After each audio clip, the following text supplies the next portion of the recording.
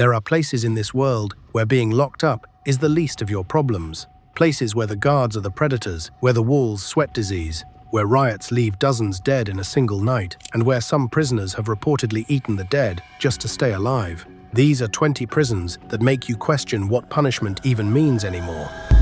FCI, Dublin, California, USA. Inmates called it the Rape Club. We're talking about everyone from the warden to the chaplain to guards who were abusing women at the facility. That was the nickname women gave to FCI Dublin, a federal facility about 20 miles southeast of Oakland, California. So notorious for sexual abuse and retaliation against those who speak up, it is known as the Club. Between 2019 and 2021, the warden himself, Ray J. Garcia, was digitally penetrating inmates, forcing them to undress during his rounds and photographing them naked on his government-issued phone. Garcia was the person responsible for enforcing the Prison Rape Elimination Act, and instead, he built a culture where abuse went unchecked for years. The prison was closed last month after a judge appointed a special master to oversee reforms. 7 correctional officers, including the former warden, were sentenced. By the time the FBI stepped in, they found hundreds of graphic images on his devices. A jury convicted Garcia on 8 counts of sexual abuse and 1 count of lying to federal agents in December 2022, and he was sentenced to 70 months in March 2023, becoming the first warden in Bureau of Prisons history to be locked up for a offense. 9 officers total were charged at FCI Dublin, a record for any federal prison in the country. The prison chaplain, James Theodore Highhouse, the person inmates were supposed to go to for spiritual guidance, was convicted and sentenced to 7 years for sexually abusing an inmate. The most recent conviction came in 2026, when health tech Jeffrey Wilson received 52 months for withholding a woman's seizure medication unless she gave him sex. After years of failed reform efforts, the Bureau of Prisons shut FCI Dublin down on the 15th of April, 2024, transferring roughly 600 women in the middle of the night to 13 different facilities. A federal judge approved a $115 million settlement in February 2025, rejecting a last-minute attempt by the Trump administration to renegotiate the deal. It was the first consent decree in the history of the federal prison system and included pathways to early release and home confinement for survivors. As of 2026, the Trump administration has been exploring plans to reopen the facility as an immigration detention center. A 2,700-page environmental assessment released in May 2026 detailed crumbling infrastructure, brown water coming from taps, and mold that inmates were told to paint over before inspections. Former prisoners and the local community have fiercely opposed the plan. Black Dolphin Prison, Seoul, Ilitsk, Russia. The name comes from a sculpture a prisoner carved decades ago, a black dolphin that sits outside the front entrance. Black Dolphin holds roughly 700 of Russia's most dangerous killers. It was originally built as a hard labor camp and converted into a maximum security facility in 2000 to house Russia's most dangerous lifers. Black Dolphin, officially Penal Colony Number 6, sits in the Orenburg region near the Kazakhstan border, roughly 950 miles east of Moscow, and has been operational since at least 1745. Around 700 inmates are held there, all serving life sentences for crimes including serial murder, terrorism, and cannibalism, and together they have been convicted of roughly 3,500 murders. That is an average of 5 per inmate. Prisoners are kept in cells behind 3 sets of steel doors under 24-hour video surveillance, with guards making rounds every 15 minutes. When they leave their cells for any reason, they are blindfolded, handcuffed, and forced to walk, bent over at the waist with their arms pulled up behind them, a technique believed to be unique to Black Dolphin that limits speed and prevents inmates from seeing the layout. There is no prison yard. Exercise means pacing inside another cell for 90 minutes a day, while guards search their living quarters. Inmates are forbidden from sitting or resting on their bunks from wake up until bedtime, roughly 16 hours of standing. Food is soup, served 4 times a day, and the only allowed items are books, newspapers, and a radio. Handcuffs come off in exactly 2 places: the chapel for making the sign of the cross and the shower, which takes place inside a locked stall. No prisoner has ever escaped from Black Dolphin, and for the 700 men inside, the sentence is clear. You walk in and you do not walk out. Makala Central Prison, Kinshasa, DRC. Makala Central Prison in Kinshasa was built to hold 1,500 people. 15,000 inmates, far exceeding its 1,500 capacity. Most are in pre-trial detention, creating inhumane conditions. At the time of the September 2024 incident, Amnesty International estimated it was holding over 12,000, with some counts putting it closer to 15,000. Journalist Tanis Bujekera, who was detained in Makala for 6 months, has exposed these conditions by posting videos on social media. On the night of September 1 into September 2, a power outage hit the facility and chaos erupted. Hundreds of inmates broke out of their cells and rushed toward the administrative buildings. But others were barely able to walk due to the festering open wounds on their arms and legs. A few of the prisoners were carried out in wheelbarrows. The Congolese Interior Minister announced 129 dead, including 24 shot by guards during what the government called warning fire, with the rest crushed in stampedes. A United Nations Population Fund report found that 268 out of the 348 women held inside Makala were subjected to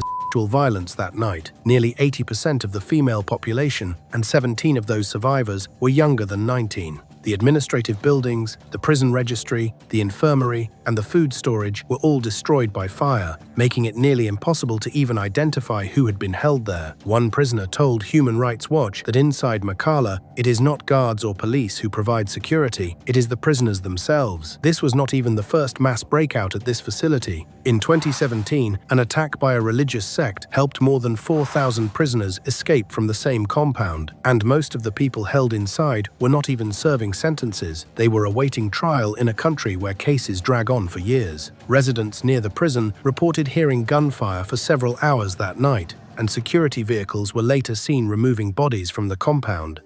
Karchak Prison, Varamin, Iran. It used to be a poultry farm. That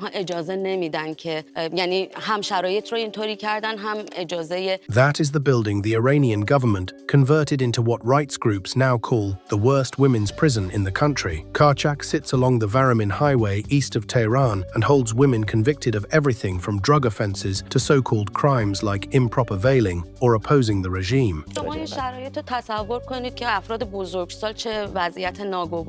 The European Union extended its human rights sanctions against Iran in December 2024, specifically keeping Karchak on the list because of what they described as deplorable and inhumane conditions. Reports describe women crammed into 11 warehouse-style buildings divided into narrow corridors and tiny cubicles with almost no ventilation or natural light. The drinking water has been called contaminated, the food unfit, and medical care is either denied outright or deliberately withheld. In October 2025, 3 women died in the span of just 10 days after being refused treatment, according to the Center for Human Rights in Iran. Political prisoners are held in a section known as the Club, a ward with only 7 small rooms and a narrow hallway with essentially no airflow. In August 2025, an unidentified illness swept through that section, causing bone pain, throat infections, and severe oxygen deficiency among roughly 60 women. Female protesters sent to Karchak have been threatened with sexual assault to force confessions, and around 150 to 170 women on death row are believed to be held inside at any given time. The US State Department described Iran's prisons, including Karchak, as examples of systematic abuse.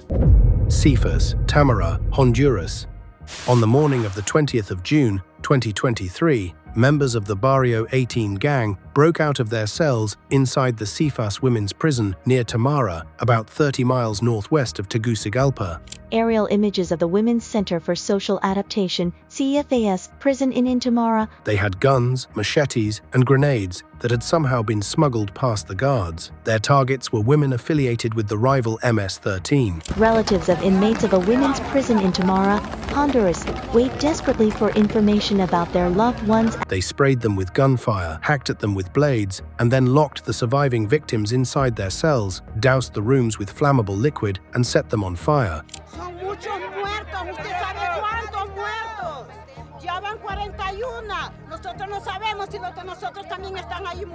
46 women were killed, President Xiomara Castro called it monstrous and fired her security minister. But the deeper question was how an assault rifle, 18 pistols, and explosives ended up inside a women's prison in the first place. Relatives said the inmates had been receiving threats from Barrio 18 for weeks and nothing was done. Initial reports suggested the doors to the Barrio 18 cell block had been left open by someone on the inside, making the entire attack possible. In December 2024, a tribunal convicted 15 Barrio 18 members, with prosecutors requesting cumulative sentences of up to 1,200 years. This was the deadliest recorded incident at a women's prison in Latin American history. The head of Honduras's prison system, Julissa Villanueva, said the violence was a direct response to government crackdowns on organized crime inside prisons, but families of the dead said authorities had been warned and did nothing. Gangs had essentially been running parts of the prison, setting their own rules and selling banned goods without interference. Central California Women's Facility, Chowchilla. On the 4th of July, 2024, temperatures in Chowchilla, California, hit 109 degrees Fahrenheit. Civil investigation to see if the prisons failed to protect inmates from staff. Inside the Central California Women's Facility, there was no air conditioning. This investigation sparked as a result of hundreds of private lawsuits. The cells are windowless and hold as many as 8 people, and inmates reported indoor temperatures above 95 degrees, with walls dripping condensation and mattresses soaked in sweat. That day, 47-year-old Adrienne Boulware, a mother of 4 and grandmother of 12, who was serving a 15 years to life sentence in connection to a 2011 death in Sacramento, waited in the yard for her medications. There's a second set of rules that you have to abide by, and that's the rules that you gotta go by for prison inmates. Later that afternoon, she became incoherent, collapsed, and started shaking. She was transported to a hospital and died 2 days later on July 6. She was 1 year away from a parole hearing and had been set for release in February 2025. Her daughter, Michaela Nelson, said her mother had complained about the summer heat for years, but nothing ever changed. One inmate described the conditions simply, saying her bunk gets sweaty when she lies in it, and the walls sweat too, like being inside an oven. The California Department of Corrections said her death appeared related to existing health conditions, not extreme heat, but a 2024 study found California ranks 3rd in the country for exposing inmates to hazardous heat days, behind only Texas and Florida, and Chowchilla logged 28 days that year, where temperatures hit or passed 105 degrees. Recent indoor heat regulations in California actually exempt prisons, citing the financial burden of retrofitting older facilities. That means office buildings and apartments get mandatory protections, but the 2,000 women locked inside concrete cells at Chowchilla do not. In Adrienne's memory, California legislators introduced AB 2499, the Adrienne Act, to change that by requiring cooling systems in state prison housing units by July 2027. Julia Tutwiler Prison, Wetumpka, Alabama. For close to 2 decades, women at Julia Tutwiler Prison in Alabama were living inside what the U.S. Department of Justice called a toxic environment of repeated and open sexual behavior by staff. A former drug addict, she's done 4 multiple-year stints in prison since 1997. Guards forced women to trade sex for basic supplies like sanitary pads. Officers are actually attacking inmates or sexually abusing them, and you're told you better not say nothing or you're in trouble or you can be in sick. Male officers watched women shower and use the bathroom without any attempt to look away. The most visible evidence of staff assaults, according to a 2012 Equal Justice Initiative report, was the pregnancies that resulted. With a population of more than 1 million Americans, a world where crime is the ticket in. The DOJ released its findings in January 2014, confirming that Alabama had violated the constitutional rights of women at Tutwiler. A consent decree was entered in May 2015, requiring surveillance cameras, reformed policies,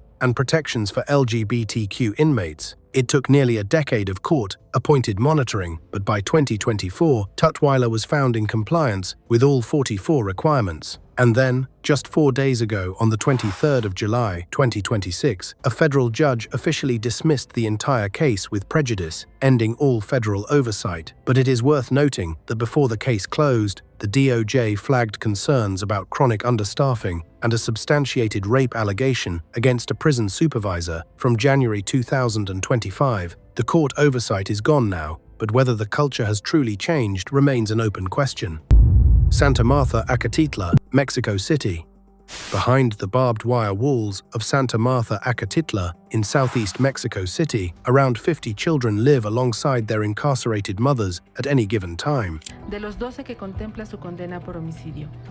Más que el olvido de su pareja con quien estando también recluido concibió a su pequeño Josafat. Mexican law allows babies born behind bars to stay with their mothers until they turn 6, rather than being placed in foster care or with unprepared relatives, which means inside this maximum security prison there is a nursery with colorful walls and a playground with swings. But just beyond that nursery, the reality is different. Cells are roughly 9 square meters and house up to 15 women. Beds have to be earned, and items like soap and toilet paper are sold at prices most inmates cannot afford. Nancy Polanco Nayera arrived at Santa Marta when she was 19, sentenced to 40 years for kidnapping. She says her father was the one involved, and she got swept up in the charges. Her mother and sister are also incarcerated in the same facility, and her young son was born inside those walls. More than half of Santa Marta's nearly 1,500 inmates have spent years there without ever being convicted of a crime, stuck in pre-trial detention because Mexico's justice system cannot keep up. Some women have been waiting as long as 15 years without a conviction. In May 2022, over 600 inmates signed a letter pleading with Mexico's Supreme Court Chief Justice to visit, and in an unprecedented move, he did. La Modelo, Bogotá, Colombia. On the night of the 21st of March 2020, the world was shutting down because of COVID-19, and prisoners inside La Modelo in Bogotá were terrified. Más de 200 horas de grabación de las cámaras del penal.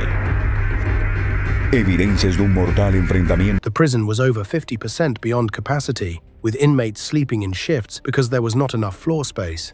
Más de 100 heridos entre unos y otros fue el saldo de la noche del 21 y la madrugada del 22 de marzo. They demanded the government declare a public health emergency, provide sanitation, and protect them from a virus that would tear through packed cells. As prisoners protested, guards and security forces moved in with live ammunition. Inmates set fire to mattresses, and relatives outside the gates said they could hear the gunshots from the street. By morning, at least 23 inmates were dead, and 83 were injured, with 7 guards hospitalized and 2 in critical condition. Colombia's justice minister called it a massive and criminal escape attempt, but Human Rights Watch told a very different story. International forensic experts, commissioned by the organization, found evidence that the killings were intentional, with prisoners shot at close range. Families gathered outside the gates the next day, holding up signs and demanding names. Noticias Caracol, one of Colombia's largest news networks, later obtained exclusive videos, testimonies, and documents showing torture and abuse during the guard response. Colombia's 132 prisons at the time had capacity for 81,000, but held over 121,000, and similar protests erupted in 13 other Colombian prisons that same night, but the government never released details about casualties at those facilities. Carandiru, São Paulo, Brazil.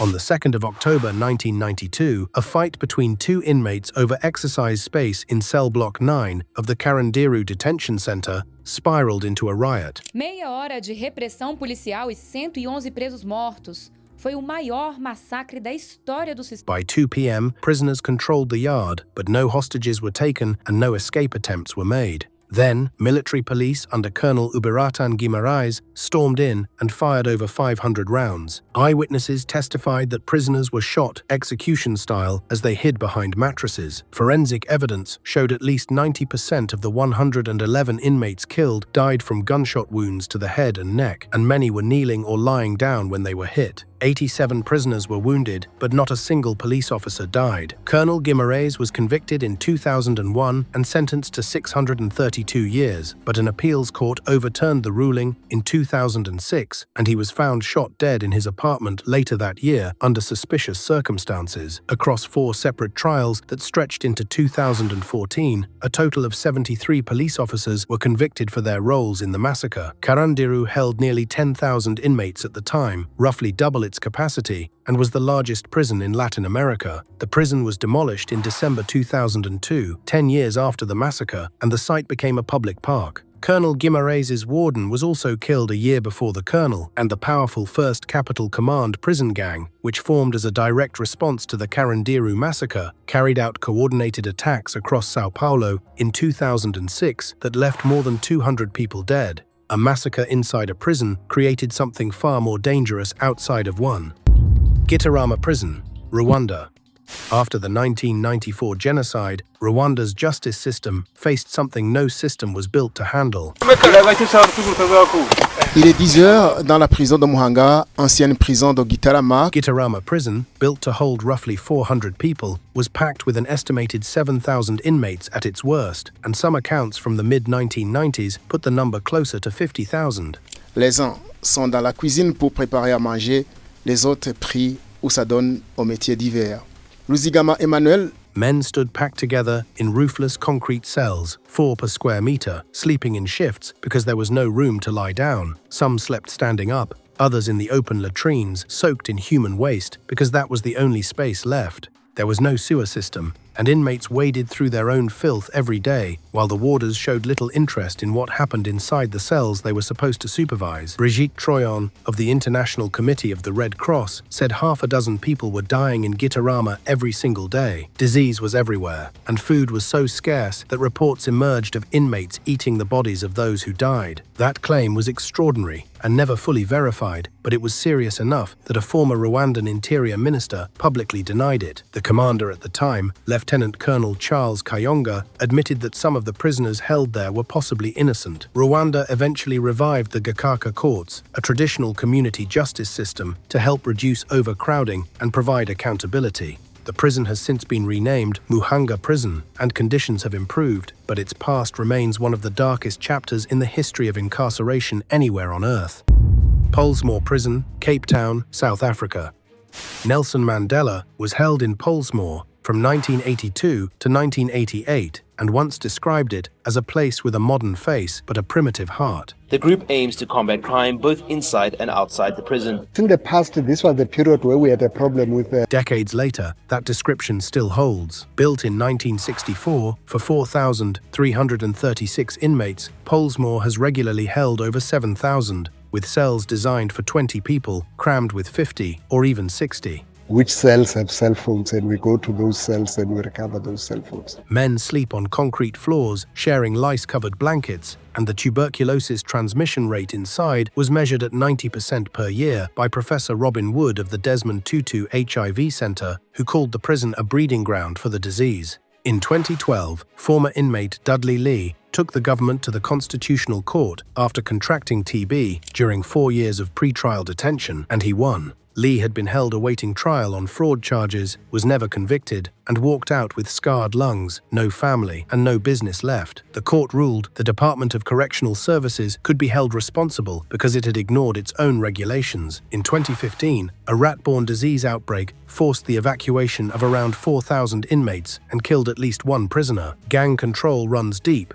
with the numbers gangs, the 26S, 27S, and 28S operating their own justice system, initiations and hierarchies behind the walls, and petty offenders sit in the same cells as convicted killers because South Africa's system does not always separate based on crime severity. A Constitutional Court justice who visited that same year documented conditions that had already been ruled unlawful years earlier. Filthy cells, emaciated inmates, insufficient medical supplies, nothing had changed. Scorpion Prison, Tora, Egypt. The official name is Tora Maximum Security Prison, but everyone calls it Scorpion. Built in 1993, south of Cairo, inside the Tora prison complex on the banks of the Nile, it was designed specifically to hold political prisoners and perceived enemies of the state. At least 34,000 people, most senior Muslim Brotherhood members, were held in Egypt's maximum security prison, Scorpion. Human Rights Watch published an 80-page report in 2016 titled "We Are in Tombs," documenting what happens inside. Inmates sleep on cement floors without mattresses, are beaten during cell searches, and go months or years without seeing family or lawyers. Since March 2015, multiple blanket bans on family visits have been enforced. At least 6 inmates died in custody between May and October 2015 alone, including 2 with cancer and 1 with diabetes, after authorities refused to allow treatment or hospital transfer. Scorpion holds around 700 to 800 prisoners, mostly Muslim Brotherhood leadership, alleged Islamic State members, journalists, and critics of the government. In December 2020, after a suspicious incident killed 4 security members and 4 inmates, authorities imposed what HRW called collective punishment, confining all prisoners to their cells 24 hours a day and eliminating exercise time. The cells lack sufficient natural light to read, have inadequate ventilation, and violate the UN's minimum rules for the treatment of prisoners. Prisoners have staged hunger strikes to protest, only to face further restrictions. In late 2017, the families of Scorpion inmates filed a legal case asking the Egyptian courts to shut down the prison entirely, and the State Commissioners Committee ordered an independent assessment of the facility, but meaningful reform has never followed. Guldani Prison, No. 8, Tbilisi, Georgia. On the 18th of September 2012, a former guard named Vladimir Bedukadze leaked videos he had secretly recorded inside Guldani Prison, No. 8 on the outskirts of Tbilisi. 2 broadcasters, Maestro TV and Channel 9, released the video almost simultaneously and warned audiences they would show graphic. The footage showed guards beating inmates one by one, kicking them while they lay on the floor, and in one of the most disturbing clips, sexually assaulting a prisoner with a broom handle. Georgia's newly appointed prisons minister says he'll put an end to torture and violence in detention. The message comes in the wake of videos. The videos aired on opposition TV station TV9 that evening and spread across social media within hours, triggering the largest street protests Georgia had seen in years. Thousands poured into the streets across Tbilisi, Batumi, and Rustavi. Georgia's Interior Minister Bacho Akalaya resigned within days, saying he felt moral and political responsibility, and the Corrections Minister also stepped down. Bedukadze, who fled to Belgium before releasing the footage, said he had been collecting it for over a year and that senior officials were fully aware the abuse was happening. Rights groups had flagged Guldani as one of Georgia's most problematic facilities for years, with reports that newly arriving detainees received what guards called a welcoming beating to intimidate them from day one. 6 former guards were later detained and put on trial for torture. The scandal hit 2 weeks before parliamentary elections and is widely credited with swinging public opinion against the ruling party, which lost. After the change in government, Georgia undertook sweeping prison reforms and has since been cited as one of the few post-Soviet countries to meaningfully reduce torture in its detention system. Zhodina Correctional Facility, Belarus. After Belarus's disputed August 2020 presidential election, thousands of protesters were detained and sent to facilities across the country.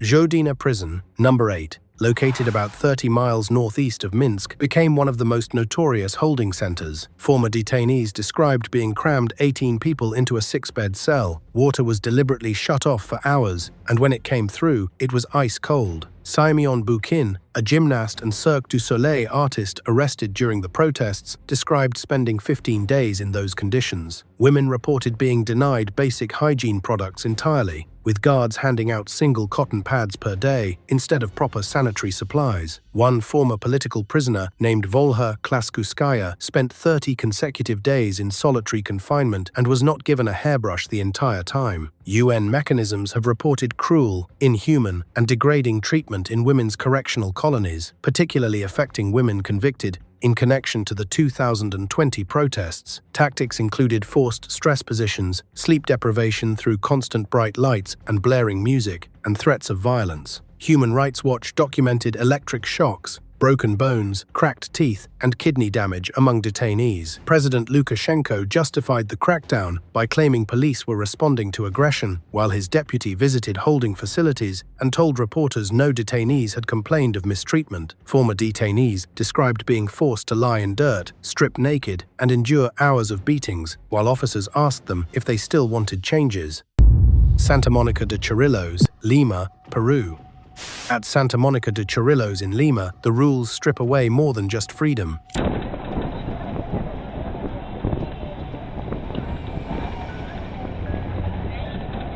Inmates have reported being banned from reading certain materials, restricted from accessing news, and subjected to forced labor with little regard for working conditions. What makes this prison especially painful is what happens to the mothers inside. Peru allows incarcerated women to keep their babies for a limited time, but the moment that window closes, the child is taken. Former inmates described having a baby physically removed from their arms by prison staff, with no transition, no preparation, and in some cases, no clarity about where the child would end up. Families who visit face long waits, invasive searches, and limited contact time, and many eventually stop coming altogether. Overcrowding compounds everything, pushing women into close quarters where tension builds fast and resources are thin. And unlike the other prisons on this list, there has been no major international investigation, no leaked footage, no consent decree, just women quietly serving time in conditions that most of the world will never hear about.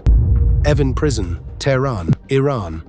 In August 2021, a group of hackers calling themselves Adalat-e-Ali, meaning Ali's Justice, broke into the security cameras at Evin Prison in Tehran and leaked 16 surveillance clips to independent media outlets. The alleged hackers have said the release of the footage was an effort to show the grim conditions at the facility in northern Tehran. They also took over the prison's control room monitors, flashing the words cyber attack and general protest until the freedom of political prisoners across the screens while guards scrambled to make phone calls. The footage showed guards beating handcuffed prisoners, an elderly inmate being dragged semi-conscious across the floor while a cleric casually stepped over him, and one prisoner smashing a bathroom mirror to cut his own arm. That was the first time the world had concrete visual evidence of what former inmates had described for decades. In a rare admission, the head of Iran's prisons organization confirmed the footage was genuine and accepted responsibility. Amnesty International analyzed all 16 clips and documented beatings, sexual harassment, and deliberate neglect of prisoners who needed medical care. But former political prisoners said the leaked footage only showed the general wards, the section run by the Revolutionary Guards Corps, where political detainees are routinely subjected to far worse treatment to extract televised confessions, was not captured on any of the leaked cameras. In October 2022, during the Mahsa Amini protests, a fire broke out inside Evin and killed at least 8 inmates. The government blamed enemy agents and inmates who tried to escape, but in videos shared on social media, gunshots, explosions, and protest chants could be clearly heard from outside the prison walls. Evin has long been used to hold dual nationals and foreign citizens as bargaining chips in negotiations with Western governments, so when the fire broke out, it made headlines far beyond Iran. Edna Mahan Correctional Facility, Clinton, New Jersey. During the early morning hours of the 12th of January, 2021, a team of correctional officers at Edna Mahan, New Jersey's only women's prison, carried out a series of forced cell extractions. Behind the walls of Edna Mahan Correctional Facility for Women, on the night in January where 2 inmates were allegedly beaten by correctional police officers. The justification was that some inmates had been splashing liquids at guards through their cell doors. What happened next was caught on surveillance cameras that the state later released publicly. And another officer allegedly hit the inmate with his shield despite the fact she was not resisting before the officers dragged her from the cell. In one clip, 5 officers in helmets and body armor file into a woman's cell and begin punching her. One officer alone struck an inmate 28 times in the head and neck, leaving her with a concussion, even though the women had complied with handcuff orders before the extractions began. 15 officers were eventually charged, including the administrator in charge that night. The charges included conspiracy, official misconduct, tampering with public records, and aggravated assault. But Edna Mahan's problems did not start in January 2021. The facility had been under federal investigation for years over a pattern of assaults by staff, and the state had already settled for over $20 million with more than 20 victims. One of the most damning details was that the officers filed false reports after the extractions, trying to cover up what they had done. Male guards were also allowed to watch female inmates during strip searches, in direct violation of facility policy. Governor Phil Murphy ordered the prison closed after the incident. The corrections ombudsman at the time admitted during legislative hearings that he had not visited Edna Mahan in over a year and could not name a single policy proposal he had come up with to fix the problems. A new 420-bed, $310 million replacement facility in Chesterfield broke ground in October 2025 and is expected to open by 2027. Negombo Prison, Sri Lanka. On the 5th of July, 2026, inmates linked to a drug trafficking gang inside Negombo Prison, about 22 miles north of Colombo, attacked and killed 2 people they suspected of being informants. By the next morning turned into a riot at the Negombo Prison near the city of Colombo in Sri Lanka. Guards went in to break up the fighting. Things appeared to settle by Sunday night, but violence erupted again Monday morning during breakfast, and this time spread across the entire facility. At least 26 people were killed, including 6 prison officers and the prison governor himself, marking one of the first times in Sri Lankan history that jailers were killed by inmates during a riot. More than 100 were injured, some with gunshot wounds, others with deep cuts and severe bruises. The hospital director in Negombo said 18 of the most seriously wounded had to be transferred to Colombo National Hospital. Female inmates in the adjoining women's section climbed onto the roof of their facility, demanding release after news of the violence reached them, and part of that roof later collapsed, injuring several women. The prison was built for about 650 people, but was holding around 2,400 at the time, and among the inmates was a 22-year-old British woman arrested in May 2025 at the country's main airport with 46 kilograms of kush,